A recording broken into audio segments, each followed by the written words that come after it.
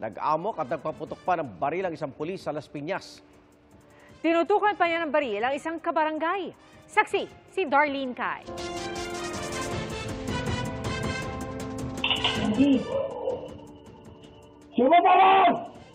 Kuha ito ng nagwawalang si Police Corporal Branard Castañeda sa Rebecca Compound Almanza dos Las Piñas pasado alas 2 ng madaling araw kanina. Pagkakasa niya sa baril, paulit-ulit niyang kinalabit ang gatilyo, kung saan-saan niya itinutok ang baril. Pero tila wala ng bala kaya hindi pumutok. Maya-maya, pinagahampas niya ang isang bagay na hindi nahagip sa CCTV. Motorsiklo raw niya iyon. Ilang saglit bago yan, Hayop ka!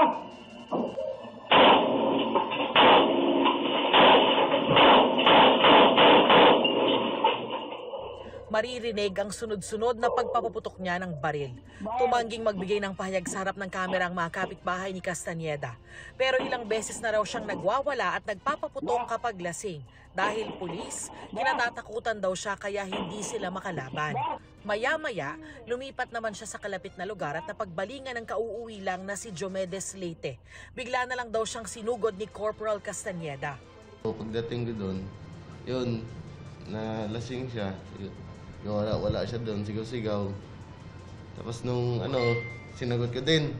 Tapos maya-maya, nagulat na ako, doon na sa baba ng bahay din namin. Tapos bigla na ako tinutukan ng baril.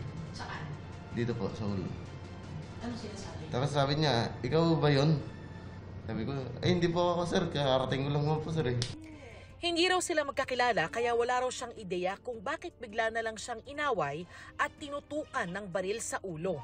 Pero dinipensahan niya raw ang sarili kaya nagpambuno sila.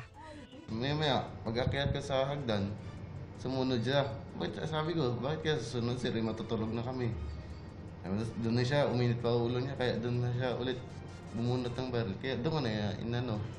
Habang paghawak ko ng baril niya, natumba kami, parang nagkabunuan kami, naagaw ko. Yun, naagaw ko yung pagtumba niya sa lupa.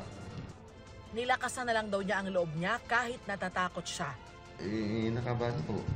Paano na kayo ang buhay kung pumutok yun? Sa isip ko talaga, agawin ko talaga yung baril eh. Ayaw mo, pag hindi ko na yun, baka tuluyan talaga ako barilin nun. May tumawag daw sa mga pulis para i-report ang nangyari. Kaya agad rumisponde ang Las Piñas Police para arestuhin si Castañeda. As early as 2:30 in the morning, we receive a phone call from a concerned citizen through our Tactical Operations Center that a male person was in the act of discharging a firearm. So nagpapaputok po siya ng kanyang baril for 3 to 5 times. Then an hour later, nagkaroon ng insidente po dyan sa may Rebecca Compound. Hindi pa inihaharap sa media si Castañeda na kasalukuyan pa raw sumasailalim sa ballistic at paraffin tests. Inihahanda na ang mga kasong illegal discharge of firearms and grave threats, pati na ang administrative case na grave misconduct. Tinanggal na rin siya sa pwesto.